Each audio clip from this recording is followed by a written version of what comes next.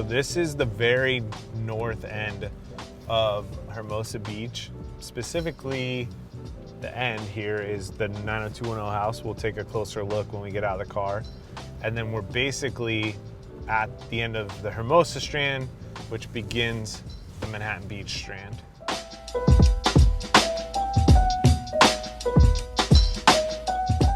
As we're walking to the end of Hermosa here, you're gonna see Manhattan Beach. This is South Manhattan. This is First Street. This is First Street here, Second Street, and goes all the way down to 45th Street. So this is just a hair over 2 miles long, and you're gonna see the zoning difference here. This is a 30-foot height limit, 3 stories above ground essentially, and you're gonna see that Manhattan Beach is definitely, in comparison, probably more developed than Hermosa Beach. This is, again, is some of the most expensive property in the area. We're basically at the beginning and the more expensive end of it. As you can see, Manhattan Beach has been developing over the last few years. We actually have a really unique home down at the next block here on the corner of 3rd Street. It's 3 lots wide, plus the corner easement. It's got a yard. Every block ends, or almost every block ends, at a walk street. Then it starts the next block.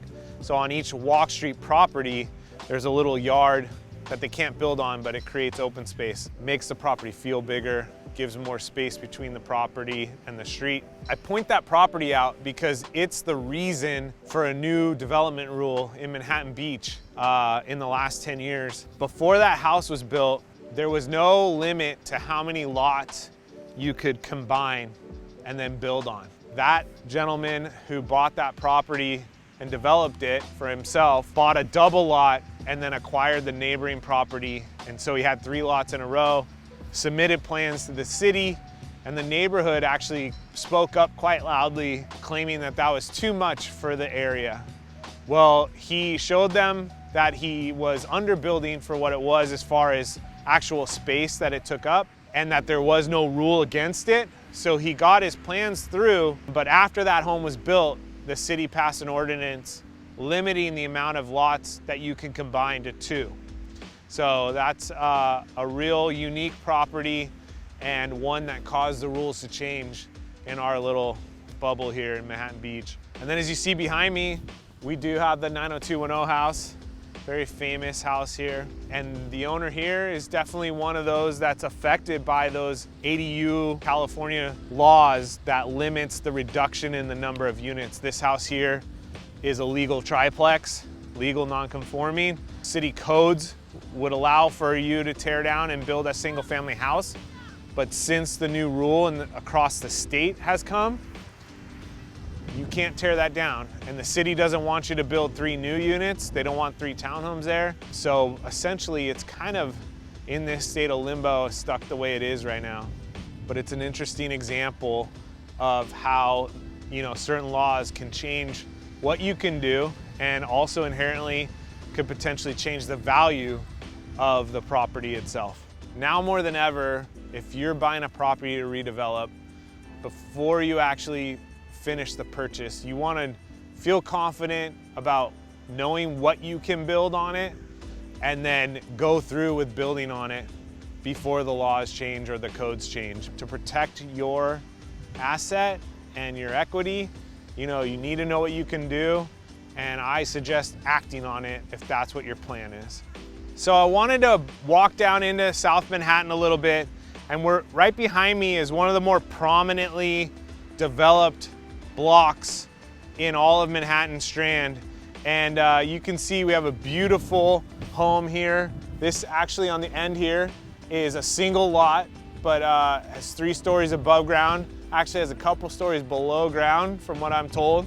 And then next to him, we have a double lot developed home, beautiful Spanish style. Those are steel windows. This is very high-end construction. All 3 of these homes are super, super high-end.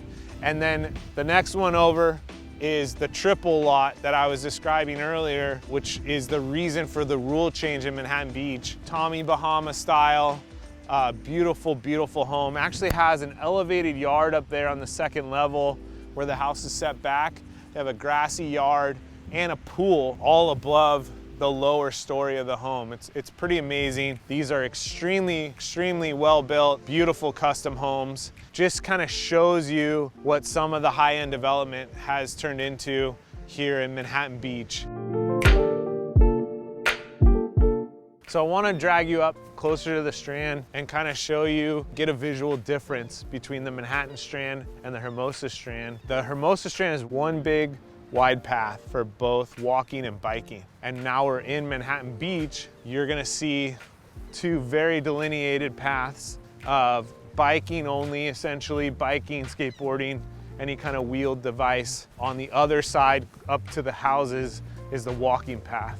And as we go down into Manhattan Beach, you're actually gonna see these paths start to separate in elevation. And the geography of the Strand itself and the houses are gonna kind of stay at this level, and the beach and the bike path are gonna start dropping down. And there's gonna be a big difference between the house and then essentially sea level. And that's something that can really appeal to somebody, an owner, a buyer, liking that separation. And then also some people might not appreciate that as much and want to be right on the beach. And as you can see down here in South Manhattan, we're essentially right on the beach, a lot like all of Hermosa.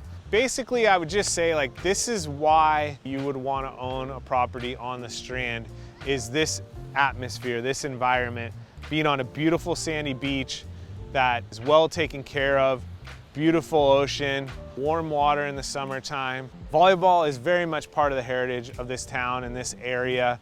The AVP, the Pro Tour, has huge tournaments historically in Manhattan Beach and in Hermosa Beach. Surfing, huge part of the fabric of this town and Hermosa Beach, this area.